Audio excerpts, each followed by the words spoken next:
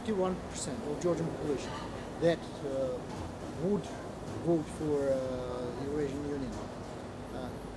Is it caused by the Russian soft power, or it's you could explain it by the by Putin's aggression in Ukraine, for example, and people afraid of the same happening in Georgia?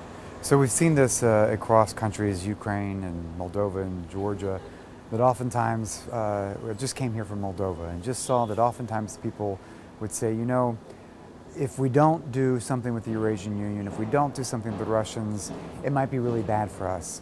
So we've seen that through intimidation, coercion, fear, that some folks think, well, maybe we need to do something to placate the Russians. We need to move into the Eurasian Union so that they don't send troops our way. At the same time, I think a lot of people don't really know exactly what that means and what it represents. So obviously there's a campaign to try to change those opinions. At the end of the day, I'm quite convinced the Georgian people know their future, where their future is with Europe, with the United States, and in the West. It doesn't mean there can't be someday a normal commercial relationship with Russia. You would hope that would be the case. So we see a little bit of perhaps fluctuation in opinion given Russia's strategy, given the war in Ukraine, but I'm confident about the long-term fundamentals among the Georgian people. How do you think it might change the course of Georgian government that declared pro-Western course? It might influence this course? I don't think it does. I think every Georgian politician I speak to, most Georgian politicians, everyone in the government, most in the previous government, they all stand by the idea of moving forward with the European Union and NATO. I think it's only on the margins that there's some political actors that are looking to take advantage of that.